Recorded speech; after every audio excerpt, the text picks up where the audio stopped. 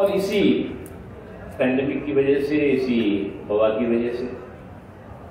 लेकिन हज committee of India ने और गवर्नमेंट ऑफ इंडिया ने अपनी मुकम्मल तैयारियां दोनों वक्त पूरी रखी, क्योंकि हिंदुस्तान दुनिया का ऐसा मुल्क है जो सबसे ज्यादा हज यात्रियों को हज के लिए भेजता है। इंडोनेशिया के हैं कुछ थोड़े बहुत ज़्यादा लोग, लेकिन सबसे ज़्यादा भेजते हैं। और हमारी तो कोशिश थी इंशाअल्लाह कि इस बार हम सबसे ज़्यादा हज यात्री को भेजें, और उस बारे में हमारी बातचीत भी काफ़ी हो चुकी थी। लेकिन उसके बाद जिस तरह का ये 2 साल से चल रहा है, और मुझे आज बहुत खुशी है कि ये जो ट्रेनर्स की ट्रेनिंग हो रही है, जैसे कि अभी आप सबको बहुत मुबारकबाद देना चाहूँगा एडवांस में कि आपकी प्रिकॉशन, प्रिवेंशन, प्रेयर जो है इस पैंडेमिक के खात्मे को मुकम्मल बनाएगी और हमारा हज का प्रोग्राम इस साल इंशाअल्लाह हो पाएगा। मुझे लगता है कि जो हम इस आपदा जिसे कहते हैं, DIG, CRPF, RPF या जॉइंट असम बुलाया है कि ऐसे सीरियस इशू पर नॉन सीरियस स्टेटमेंट्स और नॉन सीरियस अप्रोच और एटीट्यूड किसी भी कॉन्स्टिट्यूशनली इलेक्टेड गवर्नमेंट के ज़रिए तो कभी नहीं हो सकता। आज जो है वो एक प्राइम मिनिस्टर किसी पार्टी के तो होते नहीं, प्राइम मिनिस्टर देश के प्राइम मिनिस्टर हैं। अगर उनकी सेफ्टी और सिक्योरिटी में एक क्रिमिनल कॉन्स्पिरेसी के तहत कोई सेल लगाने की कोशिश किसी ने की है तो उसके मास्टरमाइंड तक का पता लगाओ। बल्कि आप मास्टरमाइंड का पता लगाने के बजाय खुद आप जो है उसको लीपापोती करने के मास्टरमाइंड बन गए, तो इसलिए तो दाल में काला नहीं बल्कि पूरी दाल काली दिखाई पड़ती है। अब आप जो है वो कुर्सियाँ गिना रहे हो और देश आपकी क्रिमिनल करतूत गिन रही है। तो मुझे नहीं लगता कि इस तरह के जो क्रिमिनल कॉन्स्पिरेसी के करतूतें हैं वो कभी भी किसी भी पॉलिटिकल पार्टी के ज़रिए उसको जस्टिफाइड करने के हमने कभी नहीं देखा आज तक। एक चीज़, अगर ये जस्टिफाई कोई कर रहा है तो कहीं ना कहीं इस बात का शक और पुख्ता हो जाता है कि जो साजिश थी और गंभीर थी, it's not criminal negligence but it's criminal conspiracy. और उस क्रिमिनल कॉन्स्पिरेसी के तहत तक एजेंसीज जाएंगी और ये कहाँ से है,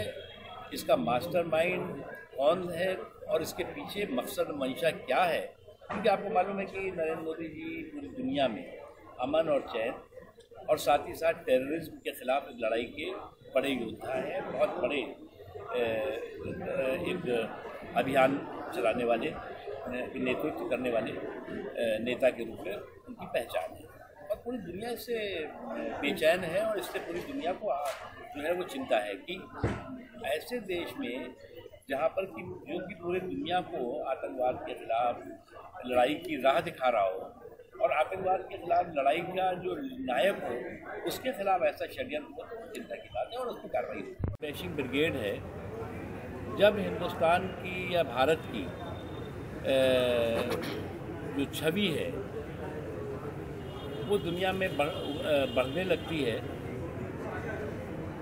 भारत की जो है वो इमेज बढ़ने लगती है, तो इनकी ऐसे शैतानी ताकतों की ऐसी भारत में मुल्क में किसी भी तरह से मुल्क की यूनिटी, एकता और सौहार्द को कोई भी नुकसान ना पहुंचा पाई, हम सबकी कलेक्टिव रिस्पॉन्सिबिलिटी है। और इस तरह की जो शैतानी ताकतें हैं जो मुल्क के अमन और चैन को नुकसान पहुंचाने की साजिशें करते रहे हैं वो हमेशा नाकाम होते रहे हैं। इसलिए इस तरह की जो लोग भी साजिश कर रहे हैं एजेंसी उनके खिलाफ कार्रवाई कर रही है और इसमें कौन है, इसके पीछे क्या सोच है, क्या मकसद है, क्या मंशा है, कौन मास्टरमाइंड है, पता लग जाएगा। सर बुल्ली भाई हज 2022 इसके लिए जो हम पूरे मुल्क में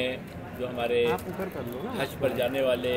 हज यात्री हैं और ट्रेनर्स जो होते हैं उनकी ट्रेनिंग के लिए ये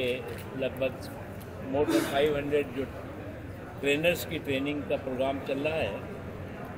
और हमारा यही कहना है कि जो हज 2020 हो इसके लिए हमें प्रिकॉशन, प्रिवेंशन और प्रेयर जो है वो यही मुमकिन बनाएगी हज 2020 को। और हमें पूरी उम्मीद है कि 2 सालों से हज नहीं हुआ इस पैंडेमिक की वजह से, लेकिन हमने अपील की है, पूरे मुल्क से अपील है कि आपदा के ख़ात्मे के लिए लोगों की सेहत सलामती के लिए संयम, सावधानी और दुआ प्रार्थना करें ताकि हज 2022 पॉसिबल हो सके। इस पहली बार है कि इतनी बड़ी तादाद में लगभग 36 ख़वातीन ट्रेनर्स भी इस बार ट्रेनर्स जा रही हैं जो ट्रेनिंग ले करके और लोगों को ट्रेन करेंगी। ये भी बहुत बड़ा नंबर है और आने वाले दिनों में ये नंबर बहुत बढ़ेगा और क्योंकि लगभग 50% वीमेंस जो हज यात्री हैं या महिला हज यात्री हैं वो हिंदुस्तान से जाती रही हैं इससे पहले ही। हमारा जो पूरे के पूरा हज का प्रोसेस है वो 100% ऑनलाइन है। मोबाइल ऐप पे भी हम हज एप्लीकेशंस ले रहे हैं और अब तक ये 31 जनवरी लास्ट डेट है इस बार एप्लीकेशंस लेने की। इसमें लगभग 55 के इर्द गिर्द 55,000 से इर्द गिर्द अब तक एप्लीकेशंस आ चुकी हैं। 10 एम्बार्केशन पॉइंट से हम हज यात्रा पर हज यात्री इस बार जाने वाले हैं और बेहतर से बेहतर सहूलत, बेहतर से बेहतर सुविधा हो सके इसके लिए